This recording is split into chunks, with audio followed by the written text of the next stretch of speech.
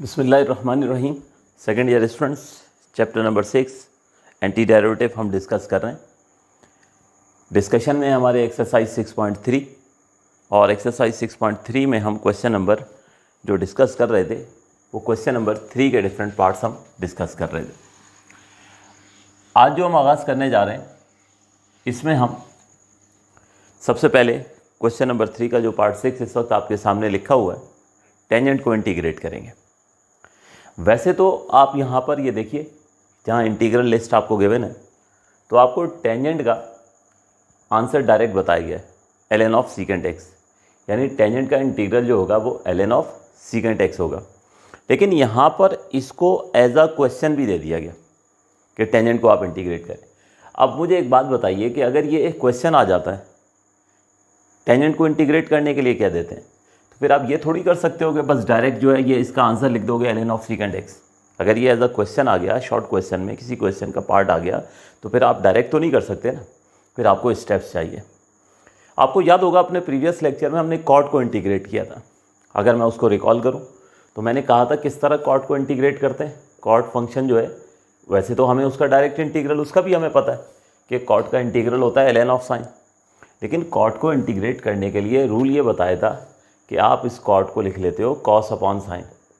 Cos upon sine लिख लेते हो जब आप, तो उसके बाद आप रूल नंबर 4 अप्लाई करते हो कि अगर कभी भी डिनोमिनेटर में कोई फंक्शन हो और ऊपर उसका डेरिवेटिव मौजूद हो तो इंटीग्रेट करने का रूल ये होता है कि नेचुरल लॉग लिख देते हो उस फंक्शन का जो डिनोमिनेटर में मौजूद है, यानी इसका जो इंटीग्रल हो जाएगा ln ऑफ साइन हो जाएगा। तो कॉट का इंटीग्रल ln ऑफ साइन कैसे आया, ये आपने उसकी लॉजिक जो है वो देख ली। बिल्कुल एग्जैक्टली यही प्रोसीजर हम फॉलो करेंगे तो हमारे पास जो है वो टेंजेंट का इंटीग्रल भी आ जाएगा। ठीक है, तो शुरू करते हैं टेंजेंट को इंटीग्रेट करना। जिस तरह कॉट को हमने कॉस अपॉन साइन में जो है वो स्प्लिट किए, बिल्कुल इसी तरह से टेंजेंट को जो है वो हम साइन अपॉन कॉस में स्प्लिट करते हैं, और बिल्कुल यही सेम लॉजिक जो है इसको हम फॉलो करेंगे, और इस लॉजिक के तहत जो है हम इसका भी इंटीग्रल जो है वो फाइंड आउट करेंगे। तो शुरू करते हैं। टेंजेंट को जो है सबसे पहले चलिए टेंजेंट को हम लिखते हैं अगले स्टेप में। टेंजेंट को हमने लिख लिया साइन अपॉन कॉस। अब आप देख लीजिए कि रूल नंबर 4 अगर आप अप्लाई करते हो, फार्मूला नंबर 4 अप्लाई करते हो कि डिनोमिनेटर में कोई फंक्शन है और ऊपर उसका डेरिवेटिव मौजूद है, तो यहाँ पर थोड़ा सा प्रॉब्लम आता है। प्रॉब्लम क्या आता है कि नीचे फंक्शन है, ठीक है, कॉस है, लेकिन कॉस का डेरिवेटिव तो माइनस साइन होता है और ऊपर तो पॉजिटिव साइन है। इसका मतलब क्या हुआ कि साइन के साथ अगर माइनस की साइन आ जाए तो हमारा मसला हल हो सकता है। तो हम क्या करेंगे, यहाँ पर ये जो साइन ऑफ एक्स है इसके साथ हम माइनस खुद से लिखेंगे। अब ये बेटे हमने माइनस खुद से लिखा है, इसको बैलेंस करने के लिए एक माइनस आप बाहर भी लिख दोगे। अच्छा, बाहर अब माइनस लिखा हुआ थोड़ा सा अजीब लगता है, तो आप क्या लिख दो, इसको -1 लिख दो। उसकी मैं अभी लॉजिक आपको बताता हूँ मैंने क्यों कहा है। ठीक है, तो बजाय माइनस लिखने के मैंने -1 लिख दिया।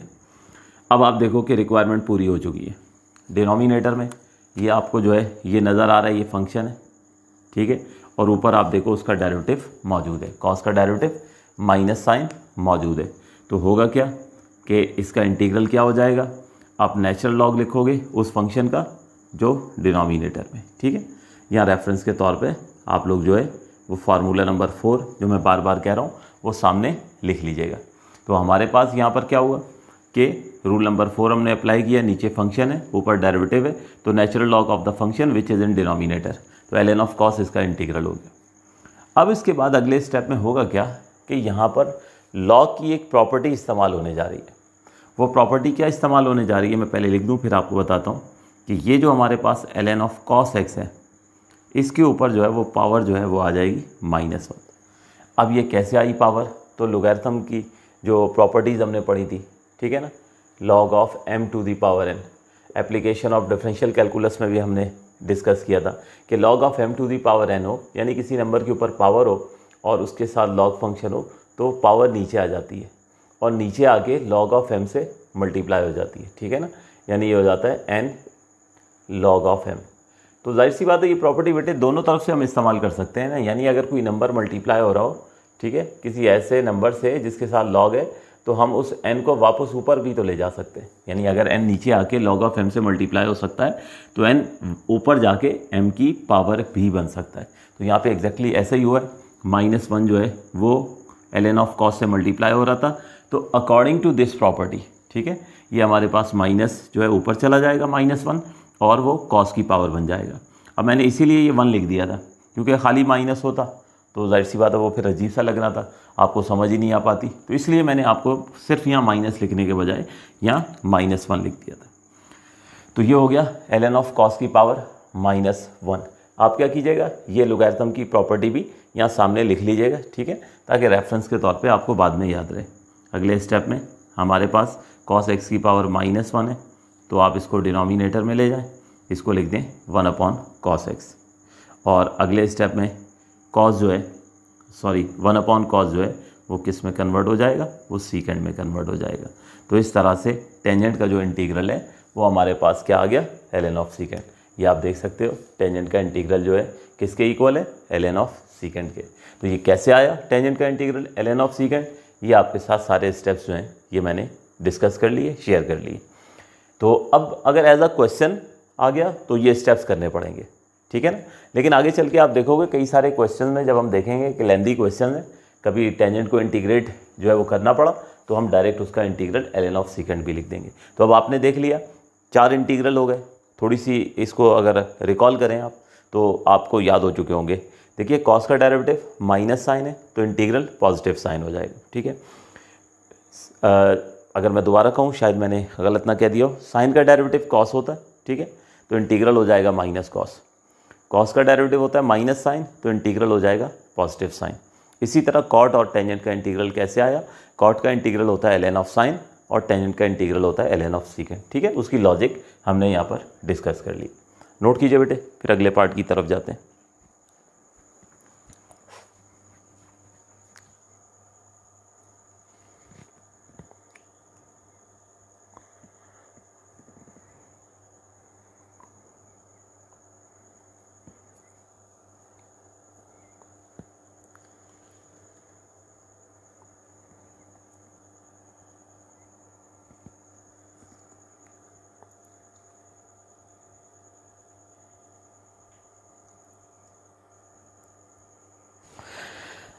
जी तो स्टूडेंट्स आगे चलते हैं नेक्स्ट पार्ट की तरफ। पार्ट नंबर है हमारे पास 7।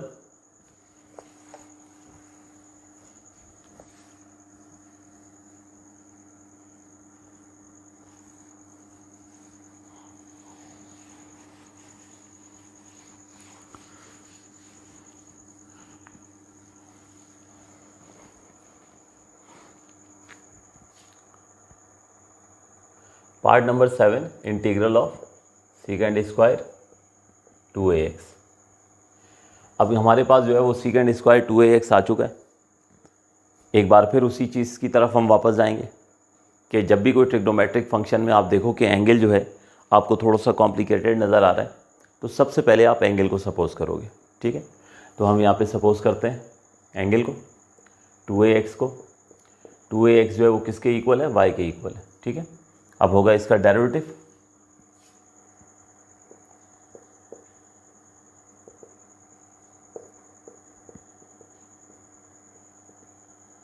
तो 2a तो कांस्टेंट है, x का डेरिवेटिव हो गया हमारे पास 1। अब चूंकि x वाली साइड है तो dx लिख देंगे और y वाली साइड पर आ गया dy। अब हमारे पास जो है यहाँ पे dx को हम यही रखेंगे, 2a को जो है हम क्रॉस मल्टीप्लाई करके जो है वो राइट हैंड साइड पर जो है वो ले जाएंगे। तो dx जो है ये हो जाएगा dy/2a।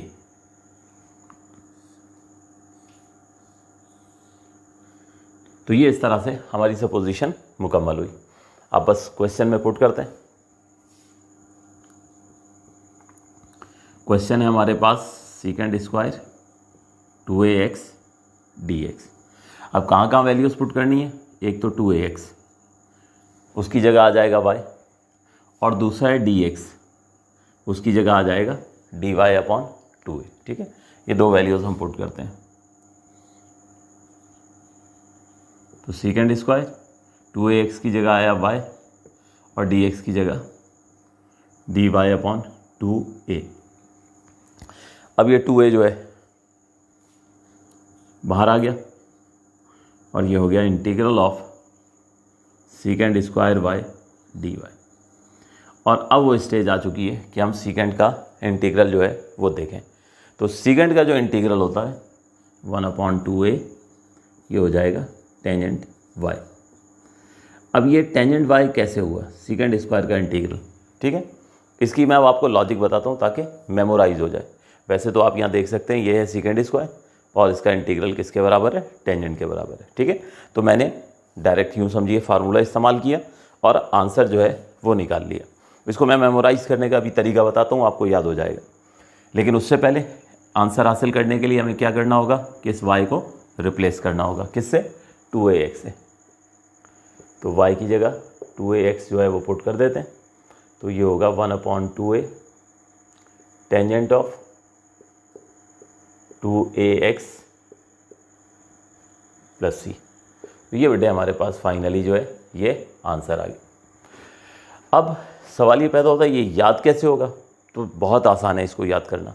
कैसे, देखो चैप्टर नंबर 4 डिफरेंशिएबिलिटी में हमने पढ़ा था कि अगर कभी भी हमें टेंजेंट को डिफरेंशिएट करना हो, टेंजेंट को डिफरेंशिएट करना हो तो टेंजेंट का जो डेरिवेटिव होता था वो क्या होता था, सीकेंड स्क्वायर होता था ना। टेंजेंट का डेरिवेटिव क्या होता था, सीकेंड स्क्वायर होता था। तो इसका मतलब ये हुआ कि अगर सीकेंड स्क्वायर को इंटीग्रेट करेंगे तो वापस कहाँ पहुँचेंगे, वापस टेंजेंट पर ही पहुँच जाएंगे ना। बात समझ आ गई है। तो चैप्टर नंबर 4 डिफरेंशिएबिलिटी हर स्टेप में आपकी हेल्प करेगा। इसीलिए आपको याद होगा मैं हमेशा आपसे कहता था कि चैप्टर नंबर 4 डिफरेंशिएबिलिटी की बहुत प्रैक्टिस कीजिए, उसको स्ट्रॉन्ग कीजिए। अगर वो आपका स्ट्रॉन्ग हो गया तो एंटी डेरिवेटिव में मसला नहीं है, ठीक है। तो याद रखना मुश्किल इसलिए नहीं है कि टेंजेंट का डेरिवेटिव हमने मेमोराइज़ किया था। डेरिवेटिव के रेफरेंस से अगर हम चीज़ों को याद करेंगे तो चीज़ें आसान हो जाएंगी। टेंजेंट का डेरिवेटिव होता था सीकेंड स्क्वायर, तो एंटी डेरिवेटिव तो रिवर्स प्रोसीजर है ना। तो इसका मतलब जब सीकेंड स्क्वायर को इंटीग्रेट करेंगे, जब सीकेंड स्क्वायर को इंटीग्रेट करेंगे तो वापस कहाँ पहुँचेंगे, टेंजेंट पर ही पहुँच जाएंगे। तो यही वजह थी कि जब हम पहुँचे यहाँ पर सीकेंड स्क्वायर वाई तो मैंने आपसे कह दिया कि इसका जो इंटीग्रल होगा क्या हो जाएगा, टेंजेंट वाई। उसके बाद तो जस्ट वाई की वैल्यू पुट किए तो आंसर जो है वो मिल गया। नोट कीजिए बेटे।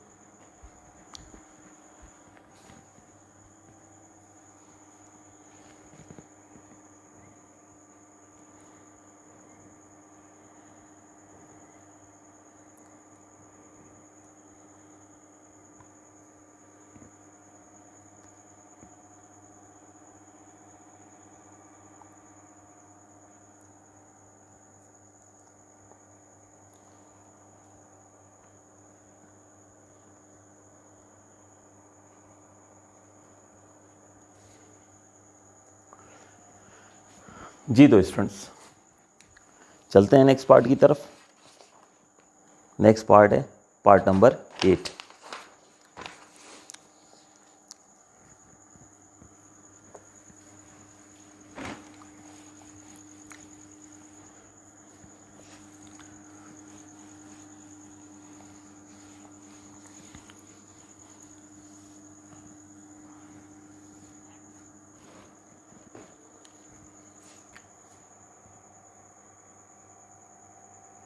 पार्ट नंबर 8 है हमारे पास sine x plus cos x, sine x plus cos x over cos x. ठीक है, बड़ा सिंपल सा क्वेश्चन है, जस्ट फ्रैक्शन ब्रेक करना है और उसके बाद उसको जो है आप देखोगे आसानी से इंटीग्रेट हो जाएगा। तो question sine x plus cos x over cos, LCM break करते हैं। ठीक है, साइन के नीचे भी कॉस लिख देते हैं और कॉस के नीचे भी कॉस जो है वो हम लिख देंगे। तो ये हो जाएगा sine x over cos x plus cos x over cos x. तो अब आप देख सकते हो कि यहाँ पे कॉस से कॉस कैंसिल हो गया और हमारे पास आ गया integral of sine x upon cos x plus 1। अब फर्दर अगले स्टेप में आप ये कर दीजिए कि जो sign x upon cos x है इसको जो है आप टेंजेंट एक्स में कन्वर्ट कर दें। ये चलें एक काम कर लेते हैं, इसी स्टेप में ही sine x upon cos x आ गया तो तो इसको डायरेक्ट हम क्या लिख देते हैं, टेंजेंट एक्स। ठीक हो गया। तो इस तरह से ये देखें क्वेश्चन हमारा सिंपल फॉर्म में आ चुका है, टेंजेंट एक्स प्लस 1। तो अब टेंजेंट भी इंटीग्रेट होगा और 1 को भी जो है आप इंटीग्रेट करोगे। अब ये 1 लिखना यहाँ पे ज़रूरी नहीं होता है, ठीक है, मैं लिख दिया करता हूँ ताकि बाद में आपको किसी किस्म की डिफ़िकल्टी ना हो। तो अब टेंजेंट का इंटीग्रल तो अभी हमने ड्राइव किया है, ठीक है। इससे पहले वाला जो क्वेश्चन है कि टेंजेंट का इंटीग्रल क्या होता है, वो होता है ln ऑफ सीकेंड एक्स, ठीक है ना। ये आप देख सकते हो यहाँ पर टेंजेंट का इंटीग्रल क्या है, ln ऑफ सीकेंड एक्स। और 1 का इंटीग्रल हो गया x प्लस c ऐड कर देंगे, कांस्टेंट ऑफ इंटीग्रेशन। अब इसमें कोई सपोजिशन तो है ही नहीं, तो बस यही हमारा जो है वो आंसर हो जाए। बड़ा सिंपल सा क्वेश्चन था। अच्छा स्टूडेंट, आप लोगों के जहन में हो सकता है कोई स्टूडेंट हो आपके जहन में आ रहा हो कि सर वो स्टेप्स क्यों नहीं किए। तो देखो हम यूजुअली जो है वो स्टेप्स नहीं करेंगे। जब कभी टेंजेंट या कॉट का इंटीग्रल आएगा ना तो हम वो डायरेक्ट ही लिखेंगे, ठीक है। कॉट अगर आ जाएगा तो ln ऑफ साइन लिख देंगे, टेंजेंट आएगा तो ln ऑफ सीकेंड लिख देंगे। लेकिन वो इटसेल्फ एक तरीके से मैंने आपको उसकी यूँ समझ लीजिए कि डेरिवेशन सिखा दी कि टेंजेंट का इंटीग्रल ln ऑफ सीकेंड आता कैसे है, ठीक है ना। आनी चाहिए आपको, क्योंकि बाज़ दफ़ा क्या होता है कि उसकी कहीं ना कहीं एप्लीकेशन या उसकी ज़रूरत पड़ सकती है। तो फिर थोड़ा सा इस वजह से मैं बता देता हूँ, उसकी वजह से ज़रा मेमोराइज़ करना आसान हो जाता है। कॉट को जब एक दफ़ा आप सोचते हो ना कि कॉस अपॉन साइन है, तो फ़ौरन आपके माइंड में क्लिक करता है कि ये रूल नंबर 4 इस्तेमाल होगा। नीचे फंक्शन है, ऊपर उसका डेरिवेटिव मौजूद है। तो कॉट में जो कि कॉस अपॉन साइन होता है, नीचे साइन है, तो फ़ौरन आपको मेमोराइज हो जाता है, फ़ौरन आपको रिकॉल हो जाता है कि ln ऑफ साइन जो है वो कॉट का इंटीग्रल है। तो इसी तरह से फिर टेंजेंट का इंटीग्रल भी मेमोराइज करना आसान होता है। तो इस वजह से आपको वो बेसिक स्टेप्स बताए थे। जब कभी विद इन क्वेश्चन टेंजेंट को इंटीग्रेट करना होगा तो फिर हम जो है वो डायरेक्ट ही इंटीग्रेट किया करेंगे। नोट कीजिए।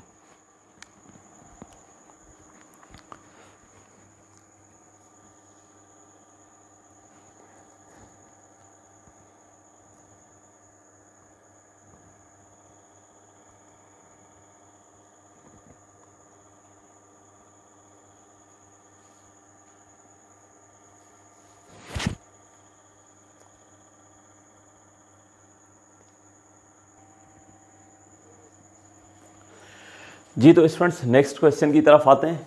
क्वेश्चन नंबर 3 का पार्ट 9 है ये हमारे पास। 1 plus tangent X whole square. 1 plus tangent X whole square को जो है वो हम इंटीग्रेट करेंगे।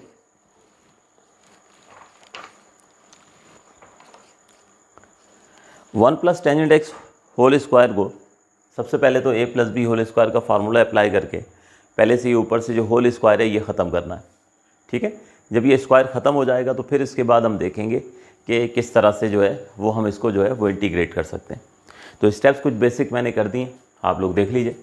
यहाँ पर a plus B whole square का फार्मूला अप्लाई किया तो a square plus 2ab plus b square, ठीक है। a plus B whole square का फार्मूला अप्लाई कर दी। इसको जब सिंप्लीफाई किया तो ये बन गया 1 plus 2 tangent x plus tangent square x, ठीक है। तो इस तरह से होल स्क्वायर का फार्मूला अप्लाई किया हमने, सिंप्लीफाई किया तो ये बन गया 1 plus 2 tangent x plus tangent square x. अब बेटे हमें 3 टर्म्स नज़र आ रही थी, ठीक है। हर एक को इंटीग्रेट करना था तो हर एक के साथ जो है वो इंटीग्रल हमने लिख दिया है। पहला बन गया इंटीग्रल ऑफ 1, ठीक है। दूसरा बन गया इंटीग्रल ऑफ 2 टेंजेंट एक्स और तीसरा टेंजेंट स्क्वायर, ठीक है। अब यहाँ पर 2 एज अ कोफिशिएंट जो है इसको हमने यहाँ पे बाहर शिफ्ट कर दिया।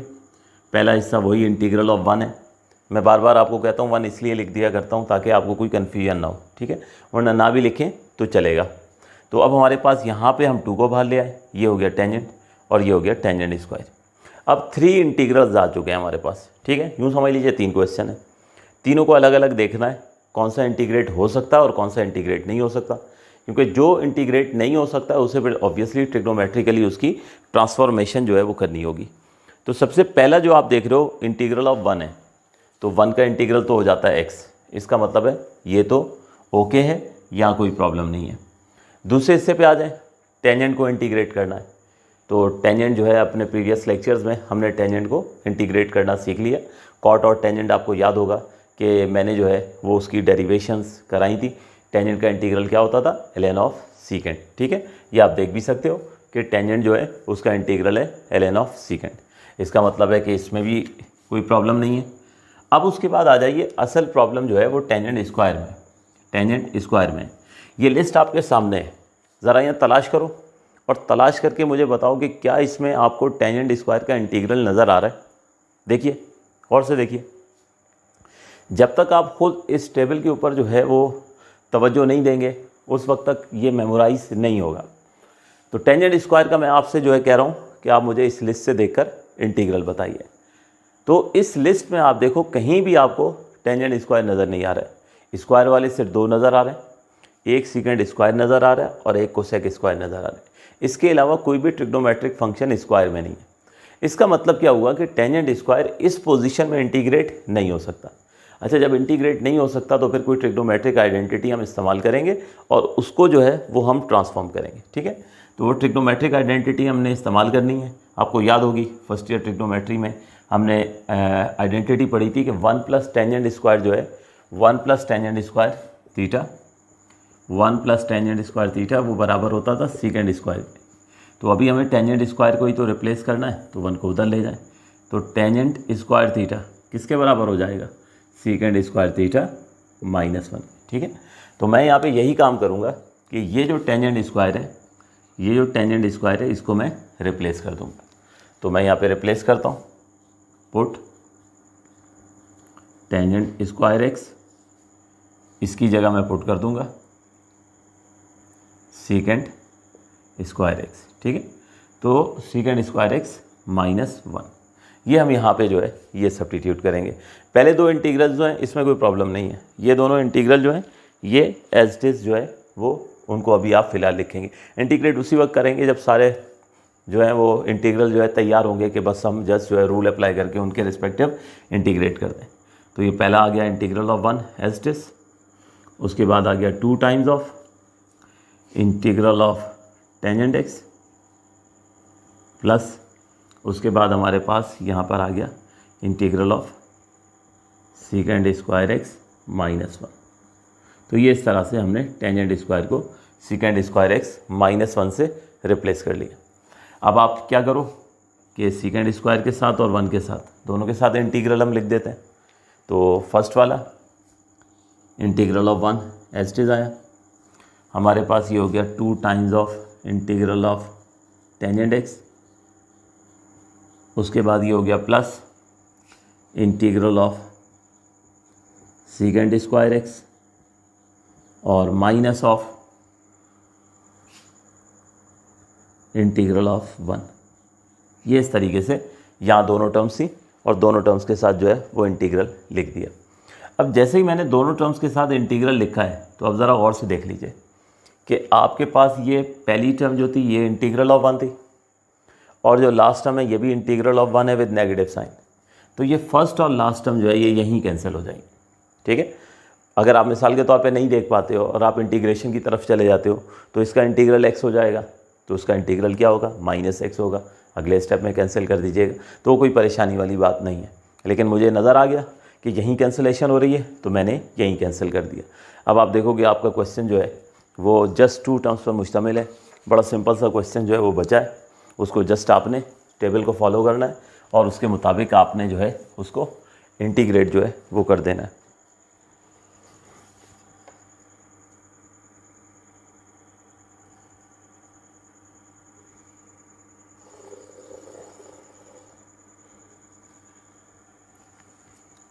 तो हमारे पास अब यहाँ पर जो पहला इंटीग्रल है ये है 2 times of integral of tangent, ठीक है, और दूसरा है सीकेंड स्क्वायर।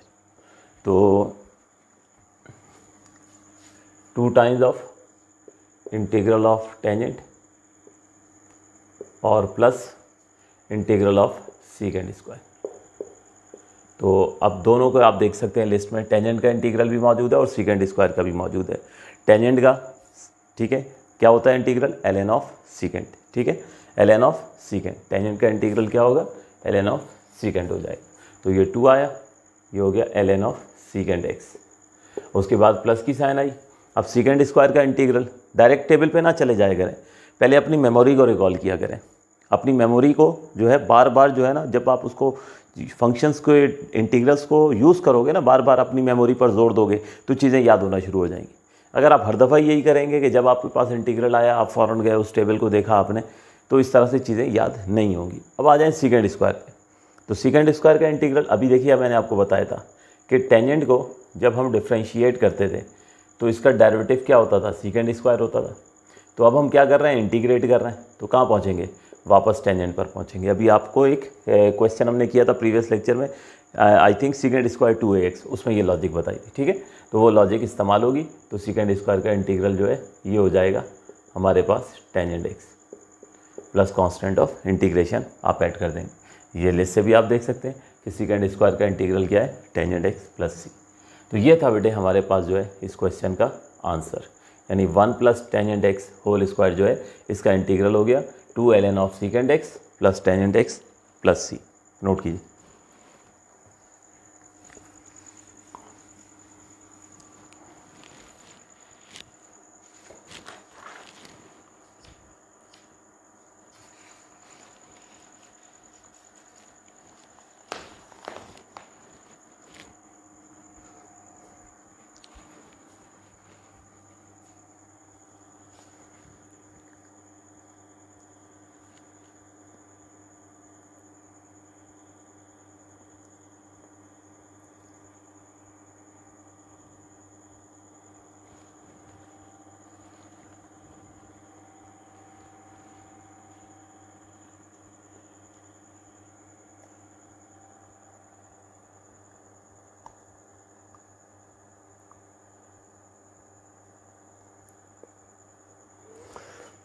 जी तो स्टूडेंट्स,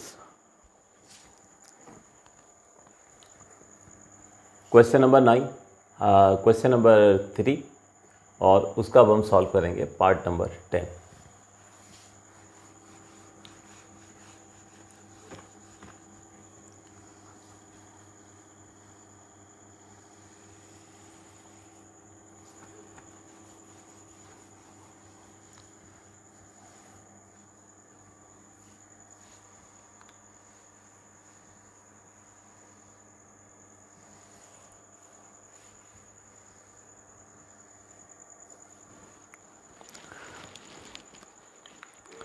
पार्ट नंबर 10 है e to the power x into cos of e to the power x dx। देखिए हमारे पास इस वक्त एक्सपोनेंशियल फंक्शन भी मौजूद है और ट्रिग्नोमेट्रिक फंक्शन भी मौजूद है। देखिए एक्सपोनेंशियल फंक्शन जब हम इंडिविजुअल डिस्कस कर रहे थे तो आपसे कहा कि आप एक्सपोनेंशियल के जो पावर होगी उसको सपोज करेंगे। ट्रिग्नोमेट्रिक फंक्शन को जब हमने डिस्कस किया तो मैंने आपसे कहा कि ट्रिग्नोमेट्रिक फंक्शन के एंगल को सपोज करेंगे। यहाँ पर तो दोनों आ गए।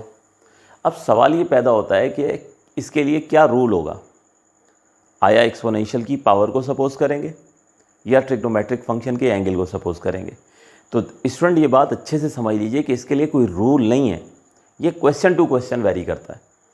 अभी ये क्वेश्चन हम जो कर रहे हैं इसमें हम एक्सपोनेंशियल की पावर को सपोज नहीं करेंगे, उससे हमें कुछ हासिल नहीं होने वाला। हम ट्रिग्नोमेट्रिक फंक्शन का जो एंगल है e to the power x, ये एंगल है ट्रिग्नोमेट्रिक फंक्शन का, इसको सपोज करेंगे। आई बात समझ में?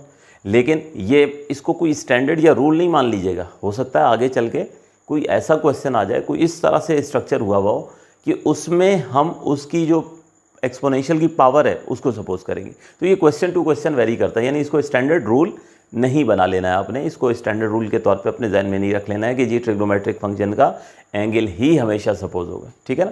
तो यहाँ पे शुरू करते हैं। अभी आप देखोगे कि मैं ये जो कॉस का एंगल है e to the power x, इसको सपोज करूँगा और इसको सपोज करने से होगा क्या कि क्वेश्चन जो है वो सिंपल ट्रिग्नोमेट्रिक फंक्शन में जो है वो सिमट जाएगा और मैं उसको जो है वो एक स्टेप में उसको इंटीग्रेट कर लूँगा। तो ये देखिए मैं यहाँ पर e to the power x को सपोज करता हूँ। ये मैंने सपोज किया e to the power x को y के बराबर। अब होगा इसका डेरिवेटिव, तो e to the power x का derivative e to the power x हो जाएगा। x वाली साइड हो तो dx लिख दिया करें और y वाली साइड हो गई तो dy। तो ये बेटे हमारे पास आ गई इनिशियल सपोजिशन। अब मैं करता हूँ कंसीडर क्वेश्चन को, ठीक है, और उसमें ये जो सपोजिशन है ये पुट करता हूँ। तो क्वेश्चन आप देखोगे कि बड़ी सिंपल फॉर्म में आ जाएगा। क्वेश्चन था हमारे पास e to the power x और cos of e to the power x और डी एक्स। ठीक है, जानबूझ के मैंने ब्रैकेट लगा दिया। अगले स्टेप में होगा ये कि ये ई टू दी पावर एक्स जो है इसको ले जाके मैं यहाँ डी एक्स के साथ लिखने वाला हूँ। तो हमारे पास ये क्वेश्चन हो गया cos of e to the power x, ये देखिए एज इट इज़ आया, और वो e to the power x आ गया डी एक्स के साथ। अब आप जो है आपकी जो इनिशियल सपोजिशन है ना वो पुट कीजिए। देखिए e to the power x एक आप सपोज कर चुके हो और e to the power x d x की वैल्यू आपके पास डिफ्रेंशिएट करके आ चुकी है। ये दोनों वैल्यूज़ मैं यहाँ पे पुट करता हूँ। तो ये देखिए ये कॉस आया, e to the power x की जगह आ गया वाई, और e to the power x d x इसकी जगह आ गया डी वाई। तो लीजिए ये देखो बेटे कितना सिंपल आपका क्वेश्चन बन गया। यानी वो क्वेश्चन जो है वो सिंपल ट्रिग्नोमेट्रिक में चला गया, यानी कॉस का इंटीग्रल। तो कॉस का डेरिवेटिव होता था माइनस साइन, इंटीग्रल होता है पॉजिटिव साइन।